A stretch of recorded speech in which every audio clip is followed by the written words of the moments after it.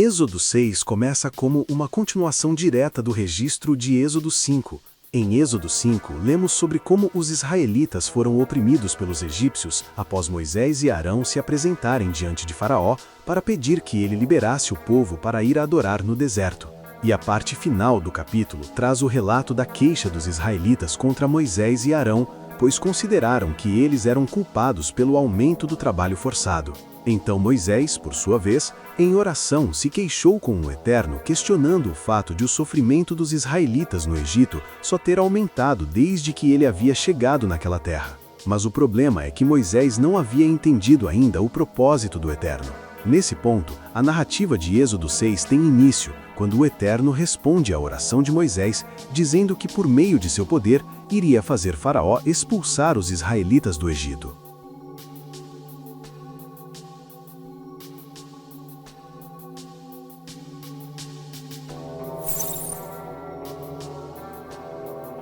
Naquele contexto, Deus reafirmou sua aliança.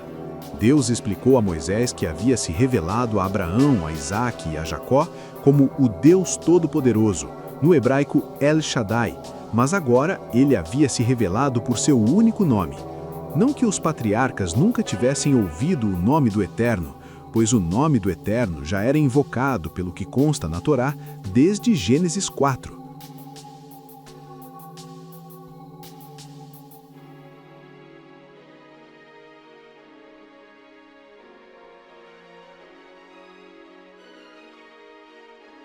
Abraão, ainda com o nome de Abrão, também invocava o Eterno pelo seu nome.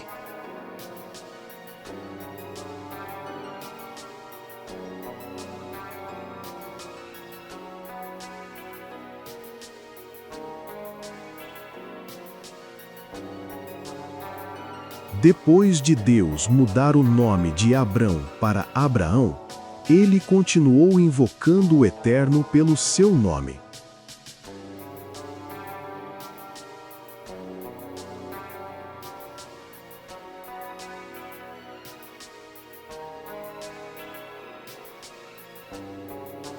O mesmo ocorria com Isaque.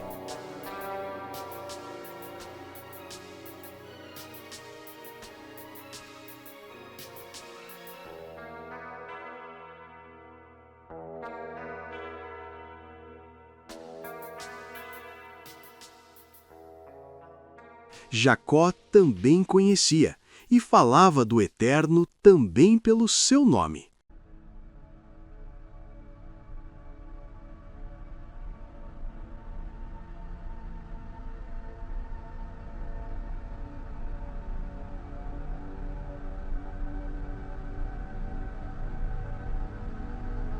O que essa passagem quer dizer é que os patriarcas conheciam o nome do Eterno, mas não conheceram Deus de uma forma mais íntima. Os patriarcas estavam cientes da aliança com o Altíssimo e experimentaram a bondade dele de muitas formas. Contudo, não tiveram uma revelação divina da maneira como foi apresentada a Moisés e ao povo israelita desse tempo.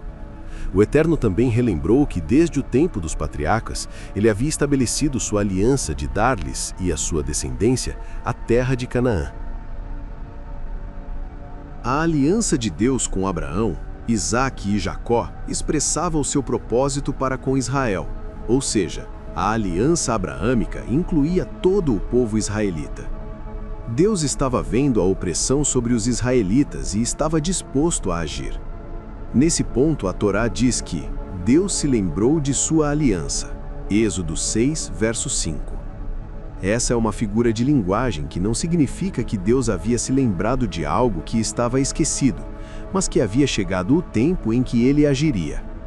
Então, mais uma vez, Deus ordenou que Moisés falasse aos israelitas que ele haveria de tirá-los de debaixo da opressão egípcia. Deus livraria os israelitas da servidão e os resgataria com braço estendido e com grandes julgamentos. A palavra resgate nesse texto traduz um termo hebraico que indica o restabelecimento dos direitos de uma pessoa mediante um resgate pago por um parente próximo. Deus já havia falado de Israel como seu filho primogênito, E agora ele estava afirmando que resgataria Israel para que ficasse claro que aquela nação era um povo especial para ele. Êxodo 4, verso 22.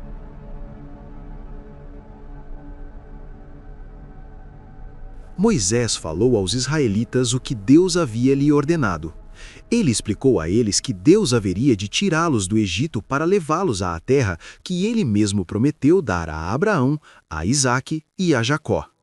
Mas o povo de Israel não deu ouvidos, nem deu atenção às palavras de Moisés, pois eles estavam aflitos. Porque quando Moisés veio, ele lhes deu esperança de que sua libertação estava próxima. Isso lhes deu uma perspectiva de vida nova e mais ampla. Mas houve posteriormente a ação de Moisés, um decreto de Faraó para aumentar o trabalho dos israelitas, produzir tijolos sem receber palha, e isso desanimou eles. Contudo, Deus falou a Moisés que ele se apresentasse novamente diante de Faraó e lhe comunicasse mais uma vez a exigência divina para que o povo israelita fosse liberado para sair do Egito. Diante da ordem do Eterno, Moisés também se mostrou desanimado. Ele argumentou que se nem mesmo os filhos de Israel lhes davam ouvidos, quem dirá então Faraó? Além disso, mais uma vez Moisés alegou não ter boa eloquência. Porém, Deus manteve a sua ordem a fim de tirar os filhos de Israel da terra do Egito.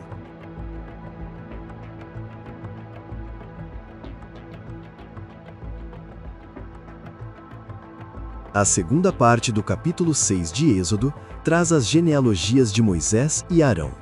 Essas genealogias recuam até Ruben, o filho primogênito de Jacó, Simeão e Levi.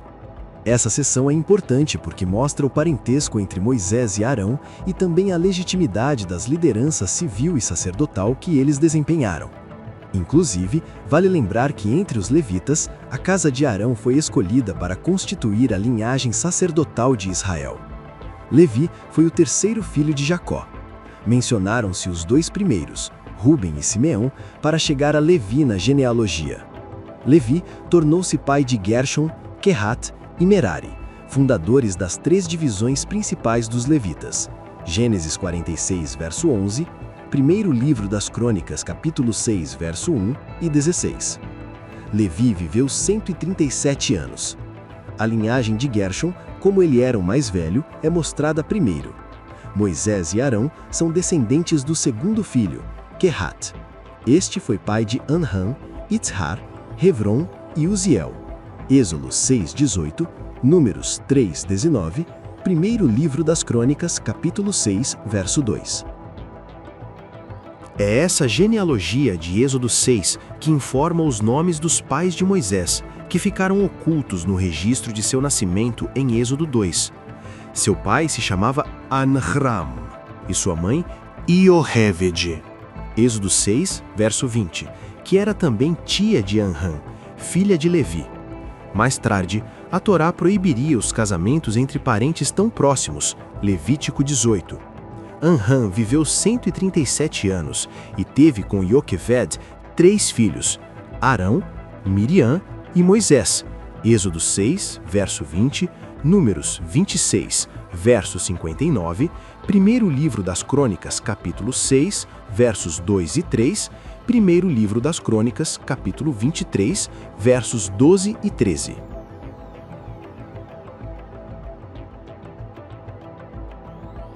A genealogia de Êxodo 6 também não registra os descendentes de Moisés. A genealogia, que não é exaustiva, se concentra em aprofundar a genealogia de Arão para estabelecer a sucessão sacerdotal. Arão é citado antes de Moisés no verso 26 por conta que a genealogia terminou com sua linhagem. Já no verso 27, Moisés é citado primeiro. Afinal, ele foi escolhido por Deus como libertador do povo de Israel.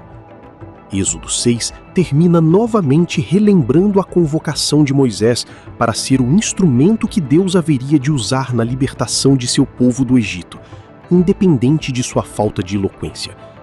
Os versículos finais de Êxodo 6 servem de introdução para a história registrada em Êxodo 7.